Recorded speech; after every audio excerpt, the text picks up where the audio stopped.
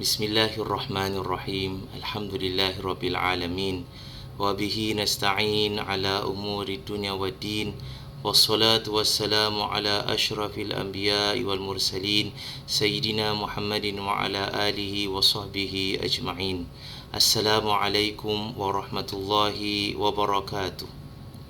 Muslimin dan muslimat dirahmati Allah, izinkan saya untuk ucapkan setinggi-tinggi tahniah kepada tuan-tuan dan puan-puan yang dirahmati Allah atas kehadiran dan kedatangan bulan yang suci, bulan yang kita agungkan, iaitu bulan Maulid Nabi sallallahu alaihi wasallam. Ini merupakan bulan yang baik.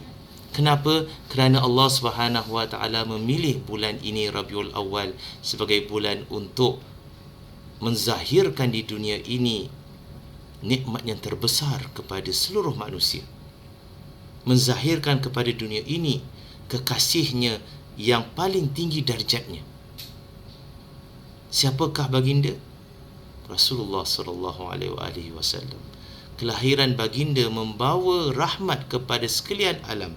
Kelahiran baginda sallallahu alaihi wasallam adalah satu cahaya yang memecahkan kegelapan jahiliyah dan juga kekufuran yang meliputi alam dan dunia ketika tersebut. Maka kita bergembira dengan kelahiran Rasulullah sallallahu alaihi wasallam.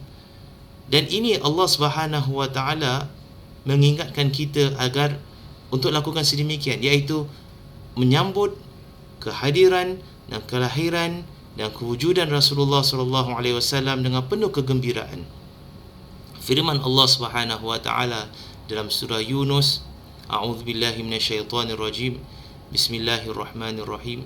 Qul bifadlillahi wa birahmatihi fabidzalika falyafrahu huwa khairum mimma yajma'un. Sadaqallahul azim. Yang mana bermaksud, qul, katakanlah wahai Muhammad, bifadlillahi wa birahmatihi, dengan kelebihan daripada Allah Subhanahu wa taala dan rahmatnya, fabidzalika falyafrahu, maka dengan itu kamu sepatutnya bergembira. Para ulama menafsirkan kelebihan dan rahmat daripada Allah Subhanahu wa taala inilah apa? Adalah kelahiran Rasulullah sallallahu alaihi wasallam. Fabidzalika falyafrahu, maka hendaklah mereka bergembira, iaitu umat Nabi Muhammad SAW bergembira dengan kelahiran baginda sallallahu alaihi wasallam. Huwa khairum mimma yajma'un, itu lebih baik daripada apa yang dikumpulkan manusia daripada harta dunia ini. Ini perintah Allah dalam surah Yunus, menzahirkan kegembiraan atas kelahiran Rasulullah sallallahu alaihi wasallam. Kerana itu kita lihat umat Nabi Muhammad sallallahu alaihi wasallam ribuan tahun daripada awal sampailah sekarang dan seterusnya akan datang, terus menunjukkan rasa kegembiraan mereka apabila masuk pada bulan Rabiul Awal, kerana bulan ini mengingatkan mereka terhadap kelahiran Rasulullah sallallahu alaihi wasallam. Menzahirkan kegembiraan tersebut dengan cara bagaimana?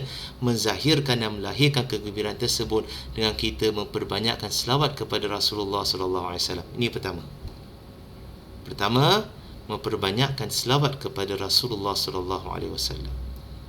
Dan tak perlu kita selawat yang maknanya panjang-panjang, yang elaborate, yang susah-susah nak sebut dengan syair-syair, dengan lagu-lagu macam berjanji ke, dibaiki ke. Kalau kita nak buat, alhamdulillah, tapi itu bukan satu benda yang wajib untuk kita selawat kepada Rasulullah. Cara yang wajib untuk kita selawat kepada Rasulullah bukan cara itu saja.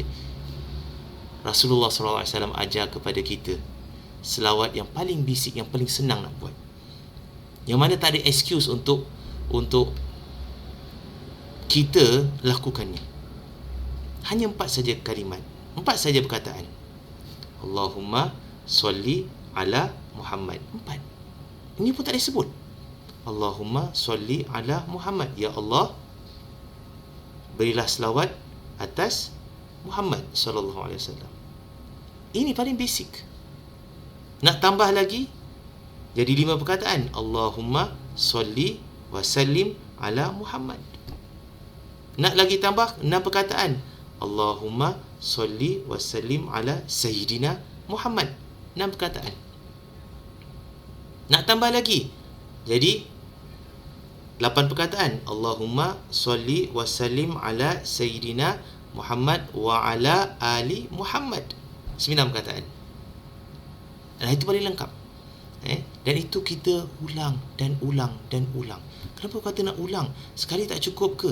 Takkan Rasulullah SAW darjat dia tinggi? Kenapa kita nak perlu berikan selawat kepada Rasulullah SAW? Untuk orang-orang sebegini, kita katakan kepada mereka lah, kenapa awak nak makan benda yang sedap? Tidakkah awak pernah makan sekali? Apa nak makan lagi? Oh, saya nak rasa sedapnya lah. Itu jawapan dia. Nak nikmat itu berulang. Nak nikmat itu berulang-ulang. Awak maknanya dah mandi kan tadi pagi. Kenapa nak mandi lagi? Oh, badan dah berlekit lah nak mandi lagi. Itu sebabnya. Kenapa? Kerana keperluan untuk apa? Untuk nikmat itu nikmat itu lagi. Keperluan pada nikmat tersebut. Mandi itu nikmat. Maka selawat ini adalah nikmat daripada Allah Subhanahu Wa Taala. Kenapa nikmat? Kerana Rasulullah sallallahu alaihi wasallam bersabda, "Man shalla alayya salatan sallallahu alaihi 10 salawat." Barang siapa yang selawat kepada aku, berikan selawat kepada aku sekali sahaja, maka Allah SWT akan berikan selawat kepadanya 10 kali. Selawat daripada Allah itu bermaksud apa? Selawat daripada Allah itu bermaksud rahmat daripada Allah SWT. Dan barang siapa yang tidak mahu selawat kepada baginda SAW, mereka itu akan mendapat kecelakaan daripada Allah SWT. Kecelakaan.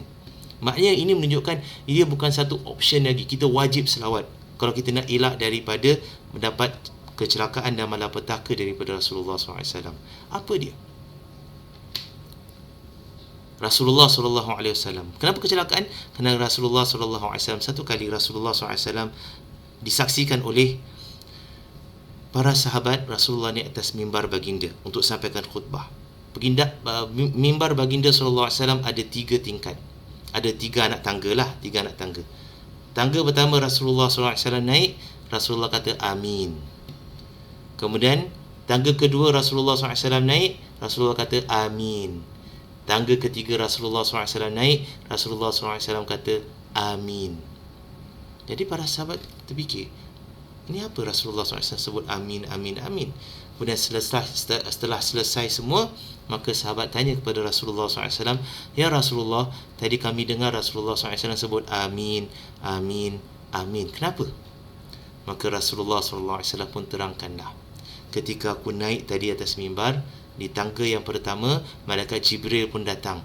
Malaikat Jibril beritahu kepadaku, celakalah atas orang yang mendapati ibu bapanya sudah tua tetapi tidak dapat menjadikan ibu bapa itu sebab bagi dia masuk syurga. Maksudnya apa? Maksudnya dia itu membuat sesuatu yang menyakiti ibu bapanya sehingga ibu bapanya itu tidak redha padanya, sehingga ibu bapanya tidak suka kepadanya, maka itu tidak akan menjadi sebab baginya dapat masuk syurga. Bahkan sebaliknya, perbuatan itu akan menyebabkan dia itu tercampak dalam neraka.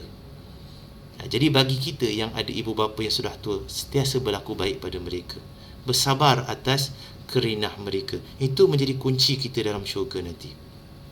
Itu pertama.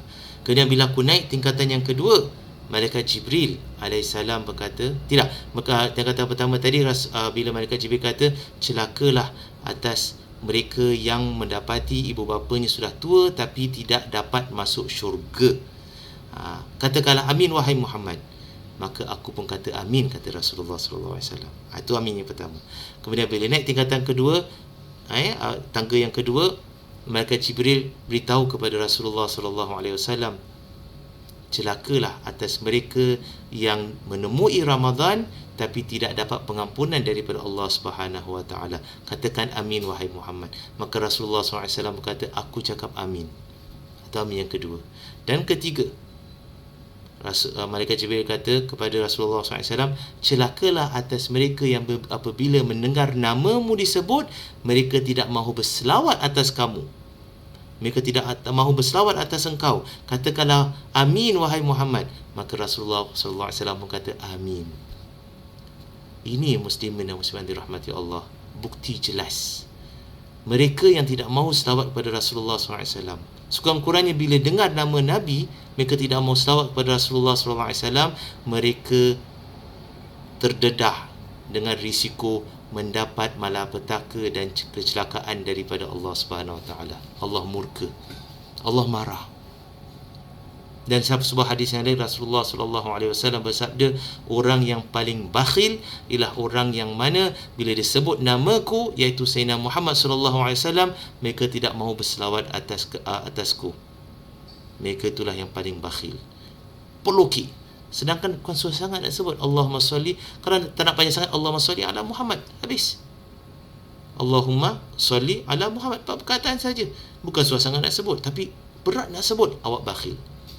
Apabila seseorang itu berat nak selawat kepada baginda sallallahu alaihi wasallam di hari akhirat nanti, sukar untuk dia mendapat syafaat Rasulullah sallallahu alaihi wasallam. Orang yang berbanyakkan selawat kepada Rasulullah sallallahu alaihi wasallam adalah orang yang bahagia. Kenapa? Kerana Allah SWT akan mudahkan kehidupannya di dunia, dan Allah akan mudahkan kehidupannya di hari akhirat nanti.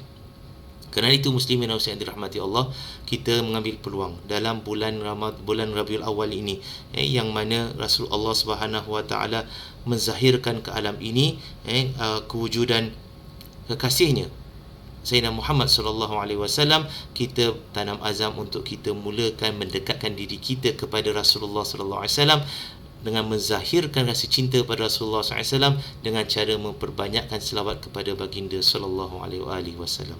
Allahumma salli wa sallim wa barik wa karim ala sayyidina wa habibina wa syafi'ina wa qurrati a'yunina Sayyidina Muhammad wa ala alihi wa sahbihi ajma'in.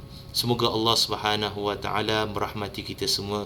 Semoga Allah Subhanahu Wa Taala mengumpulkan kita bersama-sama dengan Rasulullah sallallahu alaihi wasallam di syurga Al-Firdausil A'la nanti. Amin ya rabbal alamin.